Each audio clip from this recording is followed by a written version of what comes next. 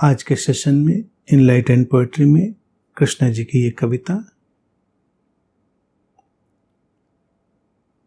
ऐसा कौन है यहाँ जो नहीं इससे बेहाल है, कभी जानी पहचानी कभी बिल्कुल बेबूझ है, ऐसी ही काल की चाल है। ऐसा कौन है यहाँ जो नहीं इससे बेहाल है, कभी बिल्कुल अराजक और कभी उसमें अजीब सी लयताल है। हर पल एक कमाल है, हर एक पल में छुपी हुई एक सदी है, हर एक पल में छुपी हुई एक सदी है। हर एक दिल में चुपचाप बहती हुई दर्द की एक नदी है। अपने ही हाथों से सबने अपनी तकदीर रची है। हर मुस्कान के पीछे जाने कितने आंसुओं की तस्वीर सजी है। विदा के सुर में अक्सर स्वागत की सहनाई बजी है। जलने से पहले लौ बार बार बुझी है।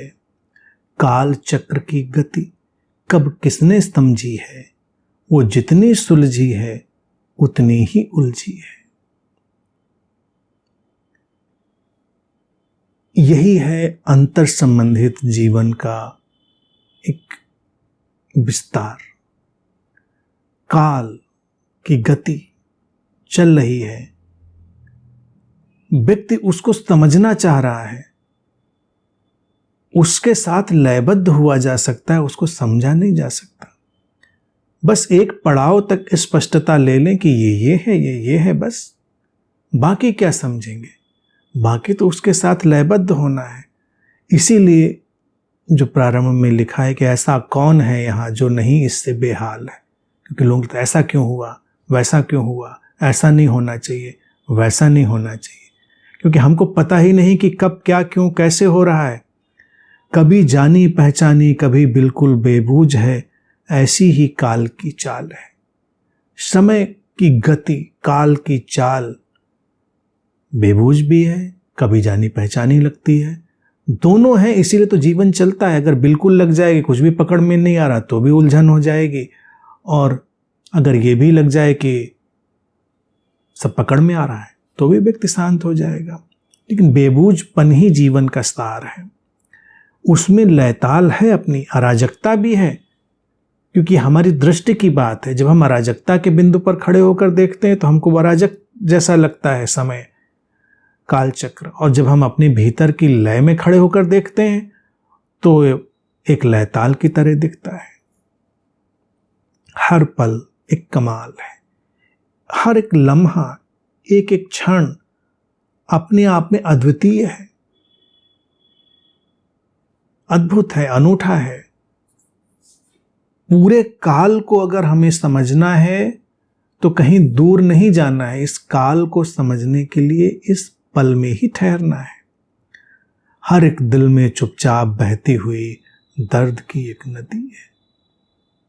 हर दिल में अपनी एक कहानी छुपी है। क्यों दर्द की नदी बह रही है? क्योंकि वैयक्तिकता ने, पर्सनलाइजेशन ने सबको जकड़ रखा है। सब अपनी अवधारणाओं के पिंजड़े में कैद हैं। उन अवधारणाओं के पिंजड़ों ने उनके दिलों में दर्द की नदी को जगह दी है। दर्द की नदी आनंद की नदी में भी बदल सकती है, लेकिन तब जब वो समझ गहरी हो जाए। अपने ही हाथों से सबने अपनी तकदीर रची है। फिर लोगों को लगेगा कि अच्छा, अपनी डेस्टिनी हम बना रहे हैं, तो अस्तित्व की डेस्टिनी का क्या है?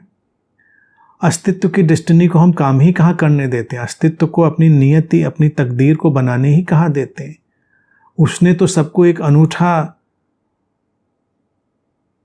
स्वरूप और स्वभाव दिया है। हम अपने पूर्वाग्रहों और अपनी धारणाओं के चलते अपनी एक सीमित नियति का, सीमित तकदीर का निर्माण कर लेते हैं।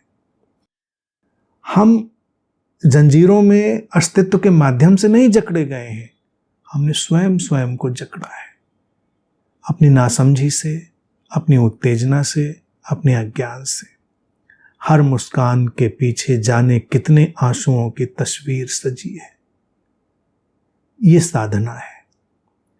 मुस्कानें अमूल्य होती हैं, सस्ते में नहीं मिलती। कितने आंसुओं से सींचा गया होता है एक मुस्कान को। नकली मुस्कान तो होठों पर सजा कर लोग घूम सकते हैं, घूमते ही हैं ज्यादातर लोग, लेकिन असली मुस्कान हो तो उसे आंसुओं से सींचा गया होता है, इसीलिए वो गहरी होती है, प्रभावशाली होती है। विदा के सुर में अक्सर स्वागत की सहनाई बजी है। ये है एक साधक की प्रचंड अंतर्दृष्टि कि विदा को देख ले स्वागत के क्षण में, आने के पल में जाने को देख ले, जन्म में मृत्यु को समाया हुआ देख ले। हम जन्म की घटना को देखें और उसमें मृत्यु की पदचाप सुनाई दे जाए, ये है एक साधक की गहरी अंतर्दृष्टि। मिलन में बिछोह का बादल तैरता हुआ हमको दिखाई दे जाए, और वो दिखता है, लेकिन जब हम स्वागत में होते हैं तो स्वागत में बिल्कुल दीवाने हो जाते हैं, मिलन में दीवाने हो जाते हैं। लेकिन हर मिलन में विदा का सुर है। जलने से पहले लौ बार बार बुझी है। ये जो चेतना की आग है यूं ही नहीं जल जाती है। बुझने से कोई भय नहीं, और जो बुझने से डरता है वो कभी जलता नहीं। जो लौ बुझने से डर जाती है वो कभी जलती नहीं। बार बार बुझे, 100 बार बुझे, 1000 बार बुझे, कभी तो जलेगी। लौ है तो जलेगी। लौ का होना ही जलने का आमंत्रण है, लेकिन बुझने से अगर वो घबरा जाए तो मुश्किल है।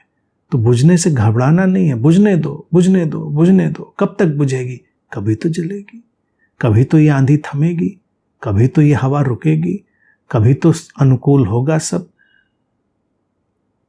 और कभी प्रयास अगर बहुत ही प्रबल हो जाए तो हो सकता है सारी प्रतिकूलताओं में भी वो जल उठे, कौन जानता है। काल चक्र की गति कब किसने समझी है, वो जितनी सुलझी है उतनी ही उलझी है। यह है जीवन का रहस्य। समझते जाएंगे और समझ थोड़ी और दूर खिसक जाएगी। ये ज्ञात अज्ञात और अज्ञेय का नृत्य है। अज्ञात को हम ज्ञात का हिस्सा बना लेंगे, अज्ञात थोड़ा और पीछे खिसक जाएगा, फिर अज्ञेय का आयाम नोन, अननोन, अननोएबल, ये तीनों हमारे जीवन में शामिल रहेंगे। तो ऐसा कोई व्यक्ति जीवन में नहीं होगा, और ऐसा कोई क्षण, ऐसा कोई समय नहीं होगा जब कोई कह सके कि सब जान लिया। ये काल चक्र की गति, ये जीवन की गति सब जान ली। जान लेंगे हम, बहुत कुछ जान लेंगे, लेकिन जितना जानेंगे उतना ही रहस्य और गहरा हो जाएगा, उतना ही कुछ अनजाना पीछे छूट जाएगा। जो लोग कम जानते हैं, अक्सर वो लोग बहुत आत्मविश्वास से भर जाते हैं और बड़े जोर शोर से अपनी बात रखते हैं, और जब कोई ज़्यादा जान लेता है तो थोड़ा संकित और कंपित हो जाता है, संकोच से कह पाता है। क्योंकि जितनी मात्रा में जान लिया जाता है उतनी ही मात्रा में वो जो अननोएबल है, अज्ञेय है, उसके सामने प्रकट हो जाता है। जानने को दिखाई दे जाता, अभी तो बहुत कुछ शेष नहीं जाना जा सकता। यही जीवन है। तो सब कुछ जाने जा सकने की कोशिश भी नहीं करनी है। जितना जीवन के पथ पर आ जाए उसको जान लो, और जीवन है जीने के लिए। जियो, भरपूर जियो और जीने दो। अपना दिया, अपनी लौ भी जलने दो, और जो लौ बुझी हैं उनको जलने में सहयोग दो। यही जीवन है पूरा।